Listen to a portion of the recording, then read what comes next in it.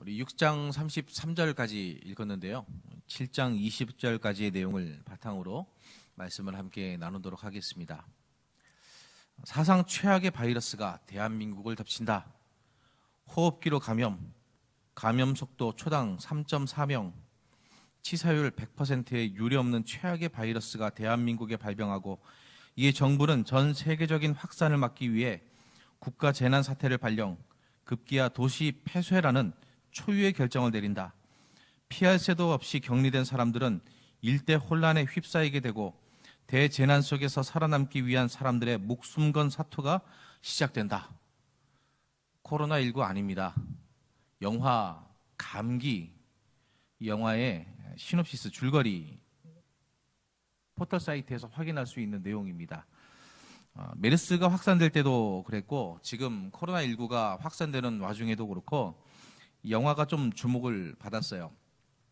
평택항을 통해서 입국한 미입국자 외국인에게서 시작된 치명적인 감기 바이러스가 분당 지역에 확산이 되고, 이 전염을 막기 위해서 결국 분당은 봉쇄되고 탄천 둔지에 수용시설이 마련됩니다. 감염자와 비감염자를 분리하게 되고, 군인들에 의해서 비인격적인 통제, 또 감염에 대한 공포, 이런 것들로 공포의 아수라장이 되는 그런 장면들이 영화 속에 등장하죠. 이런 극단적인 상황에서 어떤 사람들은 왜 정부가 이 분당을 치료하는 데에 애쓰지 않고 폐쇄를 하느냐, 대책을 내놓지 않느냐, 서울이 아직 감염이 되지 않아서 그렇다. 우리가 서울로 가서 서울을 감염시켜야겠다. 그래서 수용시설을 뛰쳐나와서 서울로 이동하려고 하는 장면도 등장합니다.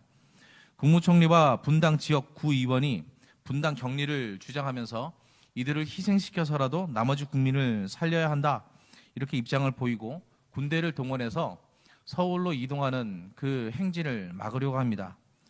심지어 미군 사령관인 스나이더는 폭격으로 분당을 깨끗하게 청소해버리자, 이런 무시무시한 계획을 세웁니다.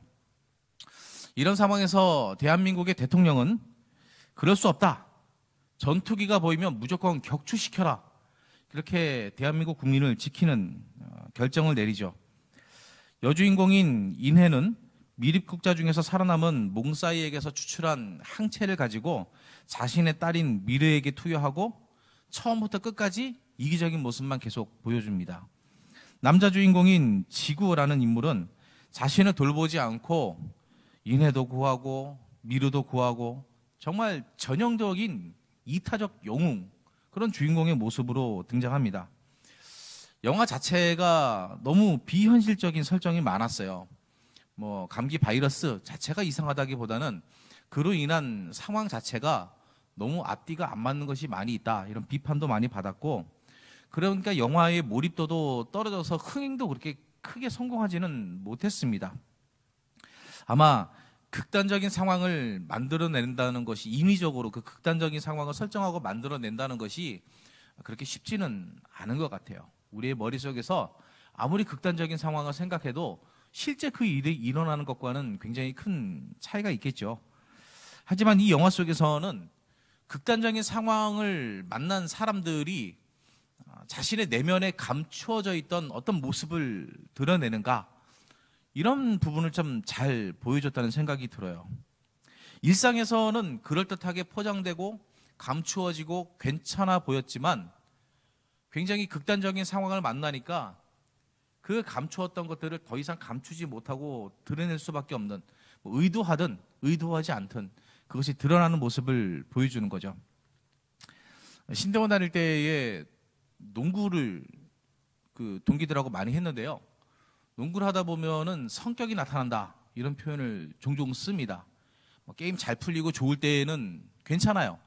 그런데 내가 생각한 것처럼 게임이 잘 안 풀리고 굉장히 좀 힘들 때, 그럴 때는 이 사람이 평소에는 굉장히 친절하고 차분하고 젠틀하고 이런 모습이었는데, 승질내고 화내고 반칙하고 이러는 모습이 보일 때가 있거든요. 그래서 농구를 해보면 그 사람 성격 안다.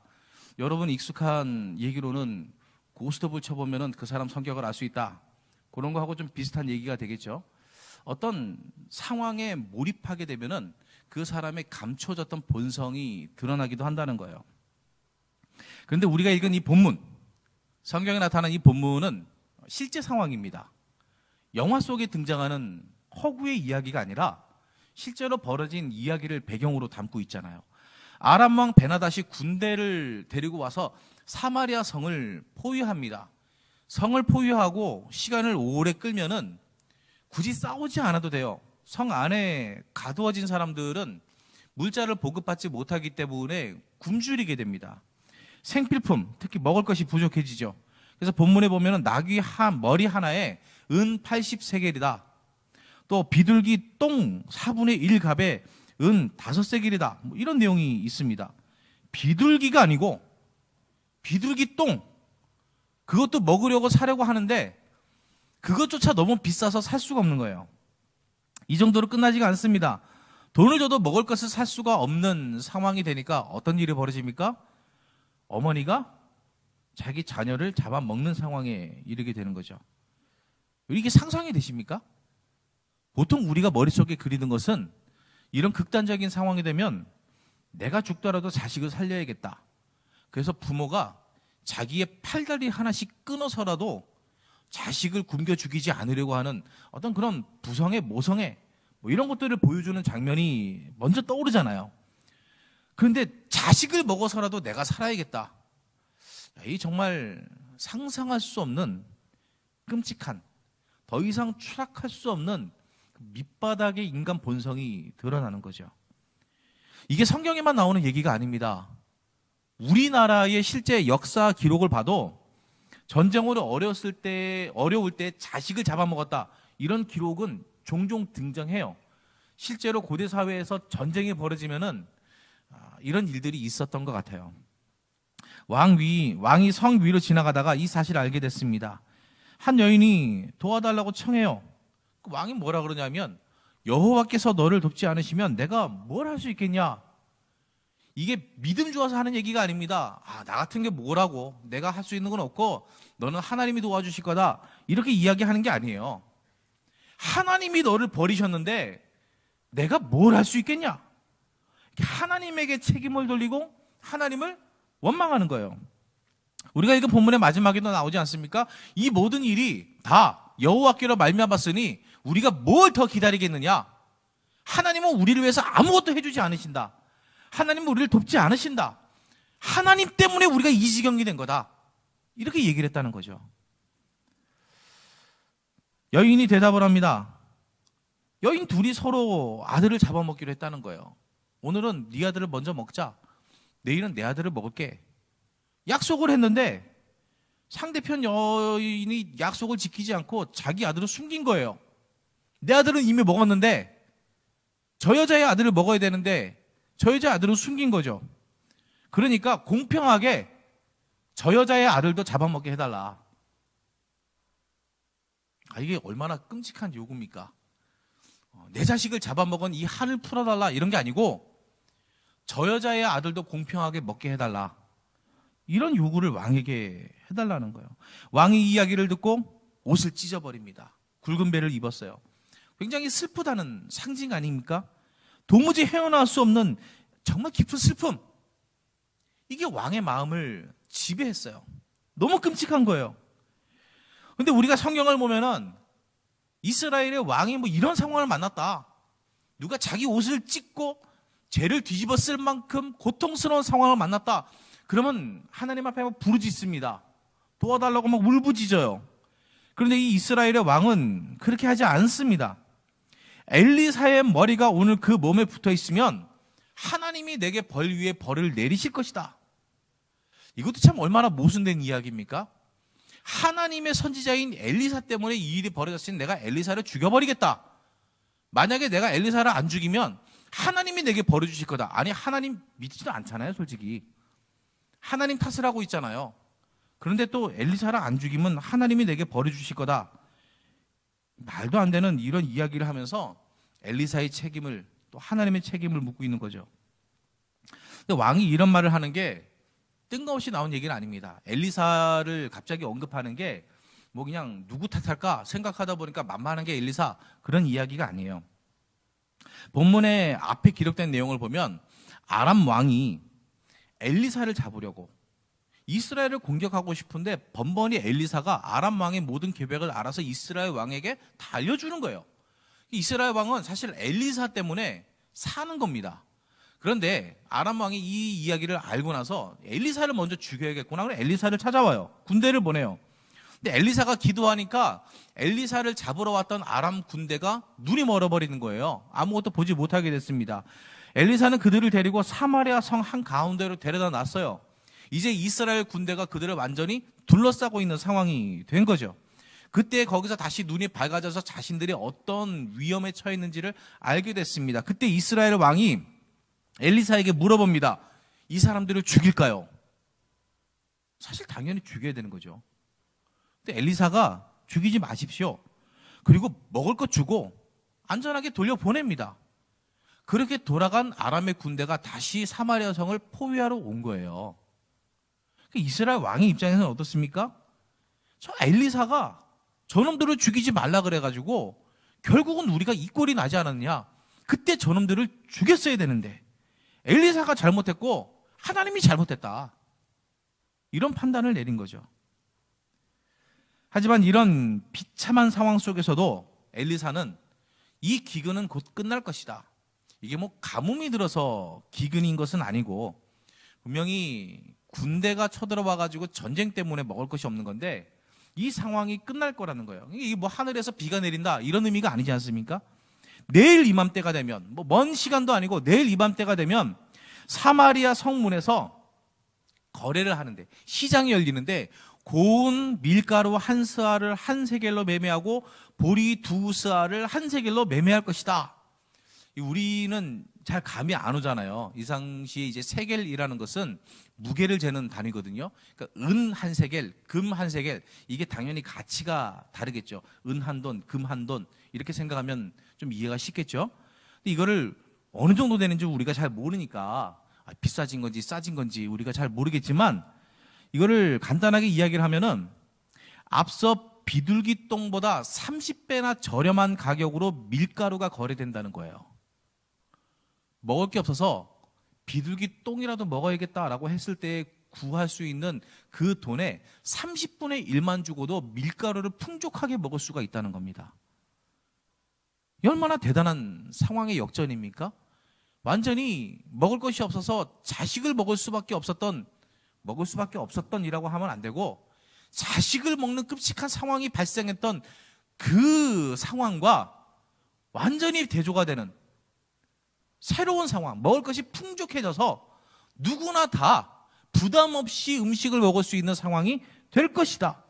그런데 지금 상황을 보면 믿을 수가 없어요. 하나도 바뀐 게 없거든요. 군대 때문에 포위됐기 때문에 이런 어려움이 찾아왔는데 그 군대가 밖에 그대로 있어요. 뭘 보고 도대체 그런 일이 벌어지겠느냐? 왕이 보낸 장관은 그 말을 믿지 못합니다. 어떻게 그런 일이 벌어지겠느냐? 그러니까 엘리사는 그 장관이 하나님이 하시는 그 일을 보기는 보겠지만 결코 그 음식을 먹지는 못할 것이다 라고 예언합니다. 성 밖에는 나병 환자 4명이 있었어요. 이 나병 환자들은 사회에서 완전히 격리된 사람들이었습니다. 그러니까 사람들에게 가까이 갈 수가 없어요. 부정한 사람들이니까. 내쫓긴 사람들이죠. 성 안에 사실 들어가 봐도 사람들에게 찾아가도 소용이 없어요. 왜 그렇습니까? 먹을 게 없으니까. 멀쩡한 사람들도 먹을 게 없는데 사회에서 격리된 나병 환자들에게 줄 먹을 게 어디 있겠어요. 들어가도 굶어 죽는 거예요. 차라리 그럴 바에는 우리 아람 군대에 가자. 우리 성 안에 가봤자 굶어 죽을 텐데 맞아 죽거나 굶어 죽거나 아람 군대에 가도 결국 죽기밖에 더 하겠느냐. 뭐 혹시라도 운이 좋아서 우리가 살 수 있다면 거기 먹을 거라도 있겠지. 이런 마음으로 찾아간 거예요. 근데 막상 아람 군대에게 찾아가 보니까 뭐 군인들이 다 도망가고 막사가 텅텅 다 비어 있는 겁니다. 군대의 온 진영이 텅 비어 있어요. 얼마나 급하게 군대가 도망을 쳤는지 음식도 그대로 두고 도망을 친 거예요. 여러분 무슨 그 형사 나오는 드라마 같은 거 보면은 그런 거 있지 않습니까? 무슨 범죄 현장에 딱 갔는데 커피잔 이렇게 있으면은 커피잔 이렇게 딱 만져봐서 따뜻해요. 그러면 떠난 지 얼마 안 됐군. 뭐 이런 대사하고 그러잖아요. 그렇게 김이 모락모락 나는 이제 오래되지도 않은 그런 음식들이 그대로 남아있는 거예요.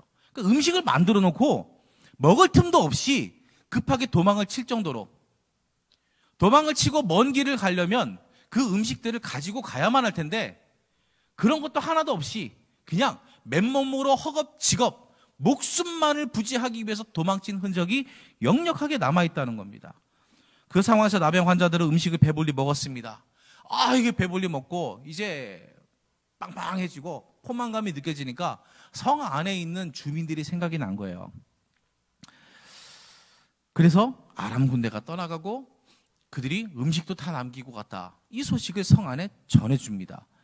이 말을 쉽게 믿지 못해요. 왕과 신하들은 나병 환자들, 쫓겨난 사람들의 말을 뭘 가지고 믿겠습니까? 고관 대작도 아니고 이해가 안 되잖아요. 아마 떠난 척하고 숨어 있다가 무리가 나가면은 공격하려는 그런 전술이겠지. 그래서 조심스럽게 정탐꾼들을 보냈습니다.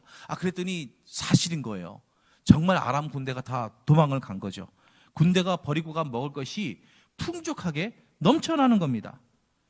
아람 군대가 왜 도망을 쳤을까요? 무엇 때문에? 7장 6절과 7절에 보면 이렇게 기록을 합니다.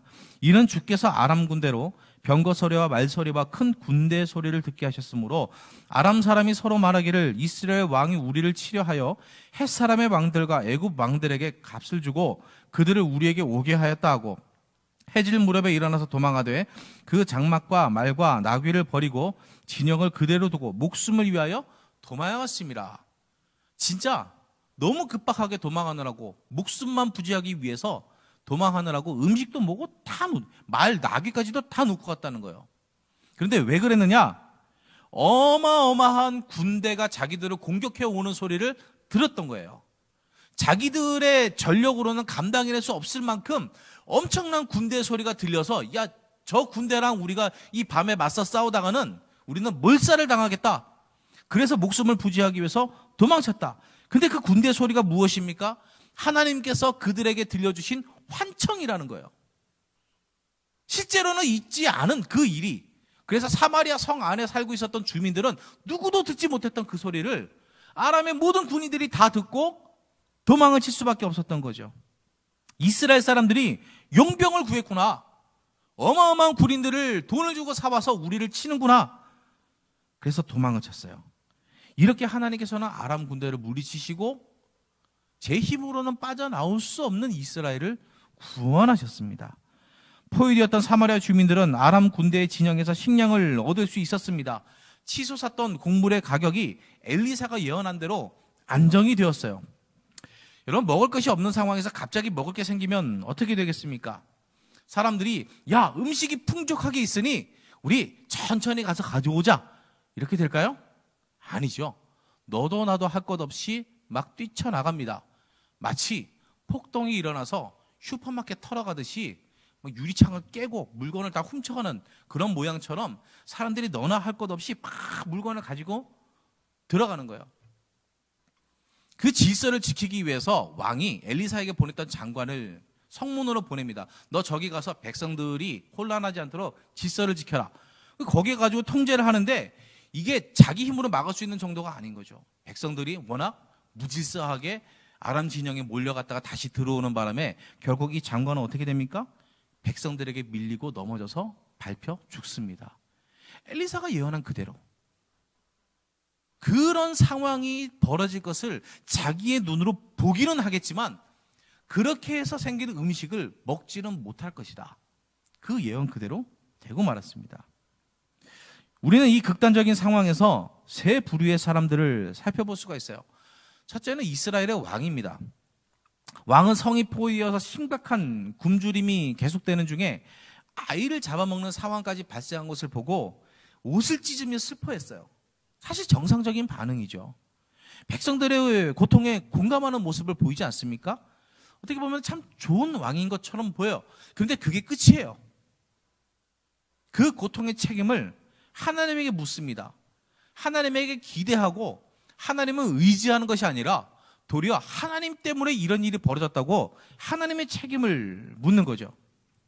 두 번째는 엘리사입니다. 왕이나 장관이나 엘리사나 지금의 그 상황은 똑같이 보고 있어요. 서로 다른 걸 보는 게 아니에요. 왕이 보고 있는 상황도 똑같고 장관이 보고 있는 상황도 똑같고 엘리사도 똑같은 상황을 보고 있어요. 그런데 그들이 보지 못했던 것을 엘리사는 하나 더 봤습니다. 무엇입니까? 하나님의 말씀이에요. 그건 눈으로 확인해 본 것이 아니에요. 보이지 않는 거예요. 히브리서의 말씀처럼 보이지 않는 바로 그것을 하나님의 말씀이기 때문에 보는 것처럼 붙들고 믿었던 거예요. 성 안의 상황이 심각하다는 것 알고 있지만, 군대가 강하게 진을 치고 있다는 것 알고 있지만, 엘리사는 상황에 집중하기보다는 하나님의 말씀에 집중했습니다. 하나님이 말씀하시면 그대로 이루어질 것을 믿었던 거예요. 세 번째는 나병 환자들입니다. 이 사람들은 사회에서 버림을 받은 비천한 사람들이에요. 그냥 버림받았다 정도가 아니라 거절당한 사람들입니다. 성 안의 사람들은 이 나병 환자들을 외면했습니다. 하지만 이스라엘을 구원하는 소식이 어디서부터 시작되었습니까? 버림받았던, 자신들이 거절한 그 나병 환자에게서 구원의 소식이 온 거예요. 성 안의 사람들은 이들을 거절했는데 오히려 이들은 구원의 소식을 전해 주었습니다. 자신들을 외면하고 거절한 성 안의 사람들을 형편이 바뀌었다고 해서 쌤통이다, 이제 니들이 당해봐라 하는 것이 아니라 그들을 구해주기 위해서 뭐라고 이야기합니까? 이것은 아름다운 소식이다. 어떻게 전하지 않을 수가 있느냐. 그들이 알게 된 이 아름답고 기쁜 소식을 전해준 거예요. 어떻게 보면은 우리가 살아가는 이 시대도 이렇게 극단적일 수 있을까 하는 생각이 듭니다. 중앙자살예방센터의 통계를 보면은 2018년에 자살한 숫자가 13,670명입니다. 그냥 사망이 아니고요. 자살한 숫자가 하루 평균 37.5명이 자살합니다. 지난 10년간을 보면은 2009년에서 2011년에 비해서는 자살률이 조금은 떨어졌다고 해요. 그럼에도 오늘 우리가 보낸 이 하루의 시간 동안 우리 눈에 보든지 보지 않든지, 뉴스에 실리든지 실리지 않든지 38명 정도의 사람들이 자살을 했다는 겁니다. 오늘 하루도 우리가 평안하게 보낸, 아무 일 없이 보낸 이 하루에도 2001년부터 13년 동안 아프가니스탄 전쟁이 있었어요. 전쟁 하면 어떻습니까? 엄청난 사람이 죽었을 것이다. 쉽게 생각할 수 있잖아요. 근데 이 13년 동안 죽은 아프가니스탄 전쟁의 사망자가 14,719명입니다. 우리 2018년 한 해 죽은 사람이 13,000명이 넘고요. 전쟁보다 무서운 자살이에요. 우리나라가 이만큼 어떻게 보면 굉장히 극단적인 상황에 처해 있습니다. 굳이 이런 자살을 이야기하지 않아도 사회적인 재난으로부터 개인이 겪는 고난까지 얼마나 극단적인 상황이 우리 주위에 쉽게 보입니까? 지금은 코로나19로 인해서 우리뿐만이 아니라 전 세계적으로 극단적인 상황을 만나고 있지 않습니까? 지금 지구상에 생존해 있는 사람들 중에 질병으로 인해서 전 세계가 이렇게 팬데믹이라고 하죠. 엄청난 혼란 속에 빠져버린 이런 상황을 직접 목격한 사람이 얼마나 되겠습니까? 없지 않겠습니까? 이런 상황에서 하나님께 책임을 돌리는 사람들을 참 많이 봤습니다. 하나님이 존재하신다면 어떻게 이런 일이 있을 수 있겠냐는 거예요. 하나님이 선하신 분이라면 어떻게 이런 일이 벌어질 수가 있겠는가? 참 이게 쉬운 질문은 아니에요. 가끔 집에서 저희 아이도 그런 질문을 하거든요. 아빠, 왜 하나님은 바이러스를 만드셨어? 이게 교리적으로 볼 때 분명히 모든 것은 하나님 만드셨으니까 바이러스도 하나님의 창조물, 피조물이라고 우리가 이해를 해야 되지 않습니까? 근데 하나님이 이걸 왜 만드셨어? 라고 물어볼 때 이걸 뭐라고 대답해야 맞는 말이라고 할 수 있을까? 참 어려워요. 여름이 되니까 모기가 또 많아지면, 하나님 왜 모기를 만드셨나요? 아빠, 하나님은 왜 모기를 만드셨어? 하나님이 모기를 안 만드셨으면 얼마나 좋았을까? 그래, 그렇지. 뭐 이 말 말고는 더 이상 해줄 말이 없는 거예요. 하나님이 선하시다면 어떻게 이런 일이 벌어질 수가 있는가? 이게 뭐 대단히 어려운 질문 같지만 우리 일상에서 너무나도 쉽게 마주하는 질문 아닙니까? 그런데 이게 극단적인 상황이 되면은 더 엄중하게 우리에게 다가오는 질문이라는 거죠. 그럼에도 불구하고 우리는 하나님께 책임을 물을 수가 없어요. 인간의 잘못으로 인해서, 인간의 이기적인 마음으로 인해서 벌어지는 이런 수많은 잘못에 대해서 하나님 왜 그러셨습니까? 라고 물어서는 안 된다는 거예요. 이스라엘 왕은 자신의 실패를 하나님에게 물어서는 안 되는 겁니다. 그들이 하나님을 올바로 섬기지 않았기 때문에, 하나님을 떠났기 때문에 찾아오는 고난에 대해서 하나님에게 책임을 물을 수는 없었던 거예요. 비록 앞이 보이지 않는다 할지라도 말씀을 듣고 신뢰한 엘리사를 우리는 마음에 품어야 할 것입니다. 하나님이 도우신다는 기대를 끝까지 버리지 말아야 하는 거예요. 자신을 외면하고 거절한 사람에게도 복된 소식을 전해야겠다, 이런 나병 환자들을 우리는 가슴에 품어야 됩니다. 아름다운 소식은 우리만의 것이 아니라는 거예요. 이 극단적인 상황 속에서도 아름다운 소식이 있다면, 희망이 있다면 그것은 우리로부터 시작이 되어야 한다는 것입니다.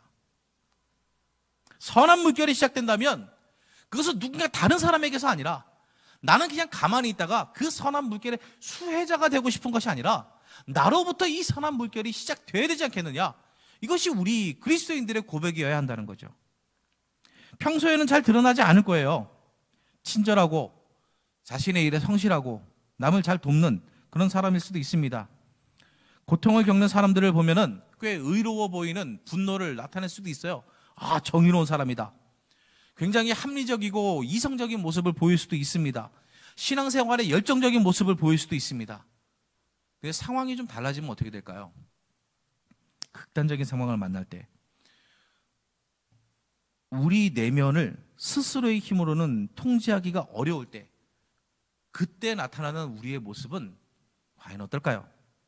그때도 우리는 하나님의 말씀에 우리를 맡길까요? 아름다운 소식을 독점하지 않고 심지어 나를 외면한 사람이 있다 할지라도 이 희망의 소식을 함께 나누고자 하는 마음이 우리에게 있을까요? 이 말씀에 등장하는 사람들 중에 우리는 과연 어느 쪽에 가까울까요? 이럴 때일수록 우리의 어떠함이 드러납니다. 좋을 때, 서로 아무 문제가 없을 때가 아니라 어려울수록, 고난이 찾아올수록 그 사람의 진가가 드러납니다. 우리가 그런 사람이 되었으면 좋겠습니다. 어려울 때일수록 우리의 믿음은 강해지고, 어려울 때일수록 이웃을 향한 우리의 사랑은 커져가는 그런 진실한 하나님의 사람으로 살 수 있기를 간절히 원합니다.